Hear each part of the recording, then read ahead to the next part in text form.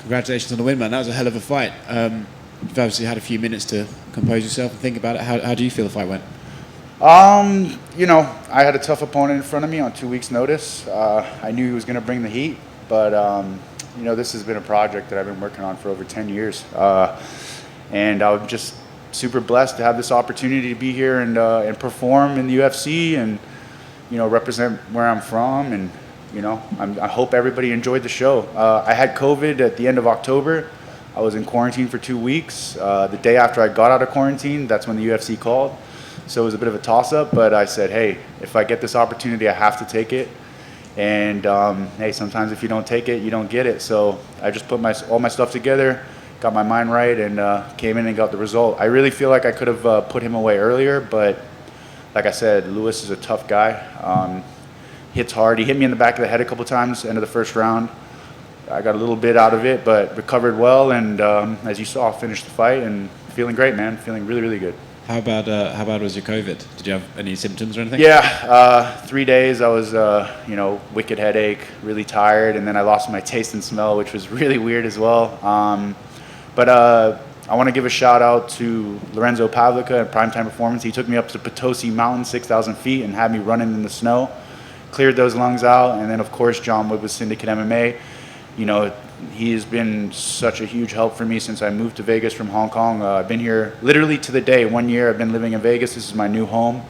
The goal was to come here and get the opportunity to maybe take something on short notice and fight in the UFC. And he's been my right-hand man and mentoring me through this process. And one of my best friends, Matthew Polino, flew out here from Singapore. He's now my roommate. So we've just been grinding and working, and all my teammates at Syndicate, Sean Strickland, Chris Curtis, all these guys have been pushing me and just getting me better every day. And I couldn't have done it without all these people. And it's a team effort, and I'm just super glad that I got this opportunity. And here we are. Congratulations, man. Thank you. Sasha, great fight. Thank you. Did you know that you were a 5-1 underdog going in? And how did that affect you, and why do you think that was the case? It's really funny. My father was sending me nonstop predictions from these guys on YouTube telling me that I was garbage and how Lewis was just going to put me out in the first round. And that really dug deep to me, and it hurt because I'm like, man, you guys know nothing about me, man. I've been in this game since I was 5 years old. I was one of the best karate fighters in Southeast Asia growing up as a kid, and I've been fighting forever. And for them to put that on me, it kind of put a chip on my shoulder. And I no disrespect to Lewis, man, but he's been fighting in his own backyard in California against guys that, in my opinion, I would never fight, because I would never fight someone with such a bad record. And I fought 5-round fights. I fought against world Sambo champions. I've been training with some of the best fighters in the world. The current world welterweight champion Kamaru Usman was a training partner of mine back in 2016. So I've been there, and I knew what I was capable of. And to hear all these people that have never fought in their life tell me that I'm garbage, and to see my odds line, I think I was like plus 450 or something crazy like that. And the people that were close to me, they were like, man, we're putting all our money on you, dude. So I was like, I had to go out there and get the result. You know what I mean? I had a lot of support. I'm an international kid. I'm from a lot of places. I had people supporting me from Russia, Scotland, Hong Kong, UK, Europe. So I had a lot of people that were wishing me good luck, and I can't go in there and just fold. I had to come out there and come out with that W, and that's exactly what I did. Absolutely. He came out really strong. Did he ever have you hurt? There was one point in the fight where he caught one of my kicks, and I tried to Granby roll out of it, and I took a couple shots in the back of my head. I got a bit of a hematoma on the back of my head. The ref didn't catch it. It kind of miscombobulated me a little bit, but I was able to just get my wits back and separate and just catch my breath and get back to work. I could tell he was a strong guy. He's very muscular, and usually those builds, if they don't get people out early, they start to gas and those lungs start to burn. And I'm a guy that's got very good conditioning, and I can go. I mean, I fought 5-minute rounds, and I train at Syndicate. They train us to get us ready. Like we're in there working every day, hour and a half drilling. We're sparring. We're going hard. John Wood knows exactly what the recipe is to make sure we don't get tired in that ring. And it showed tonight. Third round I came out so fresh. You could see I was light on my feet, and some of the doctors were like, "Man, where did that come from?" And I said, "It's just how we train." Absolutely. Last question for me. His output really started to decrease. Was that, you think, because the extra muscle? Did you hear him gasping for breath? Or did you think you hurt him? Because it looked like he just wasn't the same fighter after that first round. You know, we got into a couple clinch situations where we were going kind of knee for knee, and his knees were not touching me as deep as my knees. I was going through his, I was trying to go through his spine with my knees, whereas his were just touching me, and I could feel his energy, excuse me, I could feel his energy start to dissipate.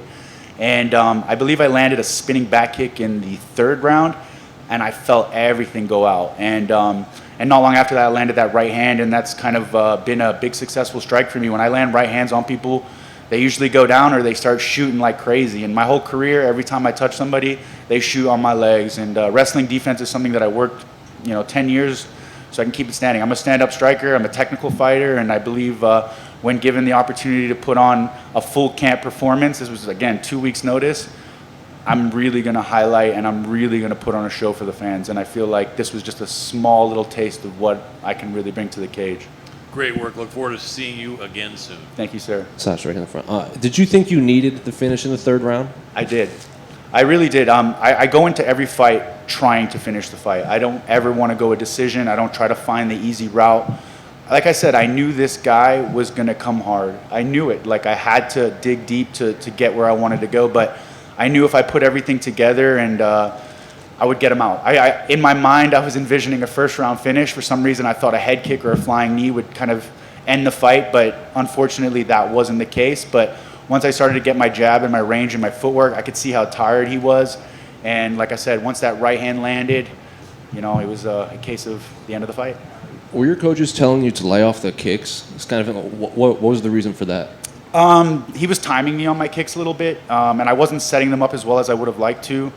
That's a bit on probably on my preparation a little bit more. I'm very confident in my kicks, but like I said, 2 weeks notice with COVID, I didn't want to go crazy with my output. I wanted to keep a nice pace and be able to come out and just put a pace on him, and you could see it when he started shooting blind on me. I could tell he was so gassed, and like I said, I like to pity patter, work my way up, and start to increase it. And when you saw that right hand land right on his, I think it was on his jaw, on his ear, you could just see he just went down, and I just had to get him out of there. This might be a weird way of phrasing it, but is the last minute fight for your debut is there any benefits to that, considering you don't have to dwell on it for as long as if you had to go through a long, grueling camp? It's like a 50-50 situation. Sometimes you like to have that time where you can really work and get that preparation in, but in reality, 2 weeks kind of was like the perfect situation. I fought in Dubai back in September, came out of that fight without any injuries, so I could just kind of continue.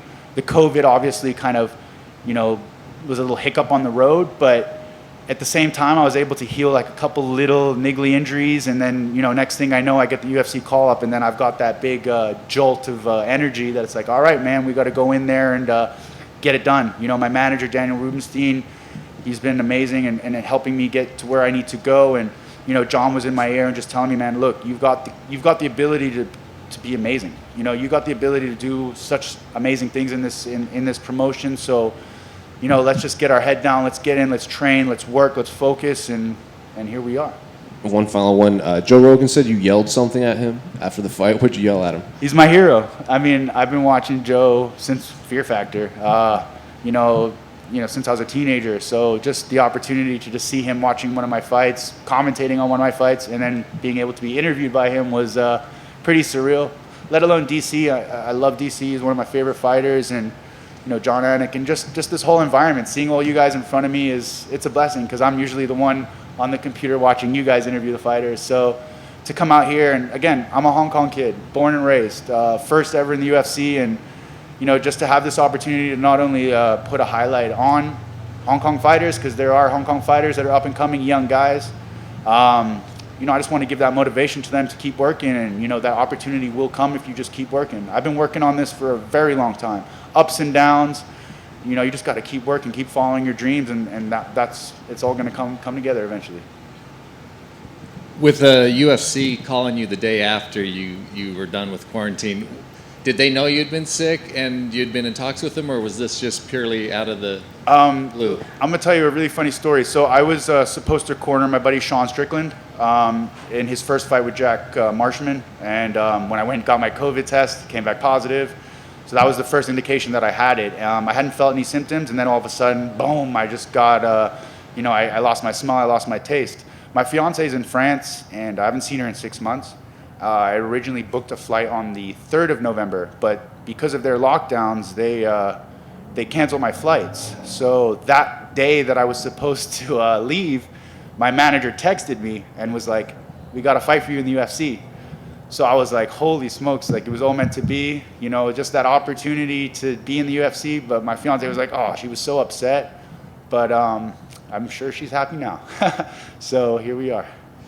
So were you 100% going into training, and probably not into training, but going into this fight? I truly believe I was as close as I could be to 100%, but with the COVID, the first week back, it was rough. I was going through some kind of battles in my mind. There was a couple seconds where I thought maybe I needed to talk to Danny and just let him know, like, I don't know if I can do this. But as soon as I was up running in the mountains, I'm telling you, I was putting in 10K and 10K in the mountains, just running uphill in the snow. I don't know if that's the remedy to curing your lungs, but it worked for me. I was able to hack out all that garbage in my lungs and came back on Monday and just felt like how I was supposed to feel.